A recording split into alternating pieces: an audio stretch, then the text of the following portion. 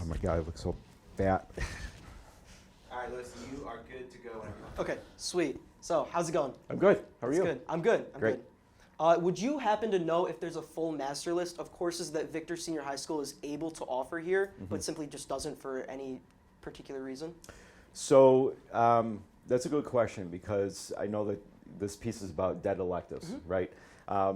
We have a full list of offerings. For example, I grabbed the 11th grade course selection sheet, which has all electives on it. We do have some programs that we don't offer anymore. Years ago, we used to be an international baccalaureate school, and that program we no longer offer for a few reasons. There was very low student enrollment. It was extremely expensive to maintain that program, and the courses there, honestly, were just not popular. It was a very good curriculum, but because we offer over 20 AP courses, that kind of conflicted with the IB program. And you kind of have to pick one or the other. Right. So we went away from IB. We also have had electives years ago, which, to be honest with you, are just no longer relevant. So for example, when I got here 25 years ago, our business, we had one business teacher, but there were classes like, for example, keyboarding, which in today's day and age, that isn't relevant, where we offer different, more robust electives. But we do, for our elective list, we pretty much run the full gamut of eligible courses that kids can sign up for. And when they sign up for them during the scheduling process, we'll take a look at those electives. And if there's enough students to have a class of like 15 or more, then we'll run that elective, even if it's something that has not run in a few years. So sometimes these electives are cyclical, and we keep them, quote unquote, on the books, even if it means that they haven't run for a few years. Yeah. So we want to make sure we're offering everything to all students. We add courses frequently, but we never really take courses away or shelve them. I think what happens is sometimes students, they won't sign up for a course and won't run for a couple years, and then some students might not even know that it's offered. So when we show them this course selection sheet and do the offerings, and they can see, oh, I didn't realize that there was, intro to piano, for example. That might be something they might be interested in. So we do believe in offering that full range. Yeah, and I know that you mentioned keyboarding used to be a class. Right. How have electives evolved over time? Because I know that personally, I'm in the AP Computer Applications Yeah, class. yeah. So I'm just wondering how, Yep. how they So evolved. on our end, we do something that sometimes is called a program review, where we'll take like a subject area. For example, computer science, great example. A few years ago, Mr. Wiest worked with Mrs. Goodell, who's our Director of Math and Science, to do a program review of computer science, not only the courses that we offer, but what are some courses that we might want to consider offering to students, because that's such an emerging field. And when we went through that program review, Mr. Wiest did some soft data analysis of his students of some course options that could potentially generate interest and be really worthwhile for students. For example, like Python. That's going to be a new course that has to do with coding that's going to start next year.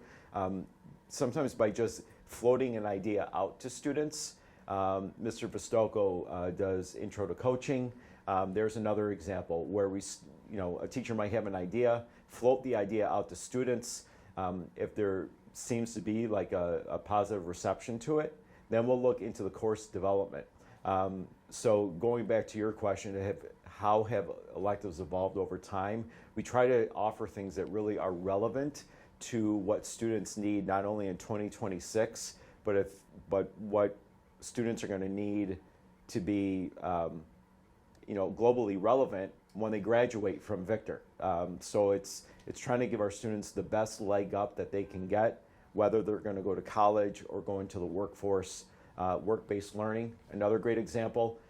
We've had that now for a couple of years. That was a program idea from Mrs. Utz, who realized that we could probably do a little bit more with internships and work-based learning opportunities, job shadows. So it's all about what can help our students while giving them good quality educational opportunities and not wasting time. Thank you.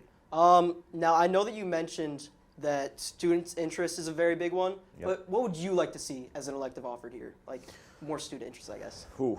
That's a good question, because sometimes when you offer, depending on what the subject area is, staffing can be an issue. So for example, in social studies, we've got, let's say, roughly 15 staff members there. We offer a lot of courses. Computer science, we've got Mr. Wiest and Mr. Engels, who now does a little bit of computer science, so we're slowly growing that. Our business offerings, we've got 3 full-time teachers. When Mrs. Utz was hired, she was actually hired as a part-time teacher, and she helped that program grow because we have a lot of students who are interested in business. So in my mind, where are students kind of gravitating to right now? We see a lot of students who are interested in business and computer science. So what we're looking at is kind of like, especially with computer science, trying to project forward over time, over the next 2 to 3 years. We've got a capital project that's coming where we're going to start, part of that project is building another computer lab. By having a couple of computer labs, will we then be able to offer more computer courses, for example? So I think there's a lot of factors that go into it. I believe in those emerging fields, AI, which I know very little about, but it's something that students your age are going to be tremendously impacted with in the future. So I think it's, trying to remain relevant and current. We also survey other high schools and see what they're offering. And I know each school kind of offers their own thing, but I feel like there's very few schools out there like Victor that offer as much as we do. So I think those emerging fields in technology, business, and computers, I think that's what we really have to concentrate on for our students. And I know that you mentioned the whole teacher thing with hiring teachers and which courses they teach. Mm-hmm. How do you think that the recent lower hiring of teachers with not as many teachers wanting to come in to teach high school, Yep. how do you think that has impacted the courses offered here? Thankfully, we have not had to shelve any courses because we can't find the teachers to teach them. We're very lucky that way. There are some schools, this usually happens with smaller schools, where, for example, they might not have anyone who can actually teach Spanish, so kids have to do it online. That's not something I ever want to get to, and I think that our reputation attracts a lot of quality teaching candidates.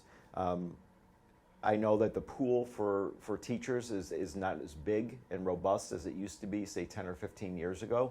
But I also think that's a reflection of different pathways that people have for different jobs and different careers. When I went to college, there were not nearly as many career options as there are now, right? So I think people just have different things that they're attracted to.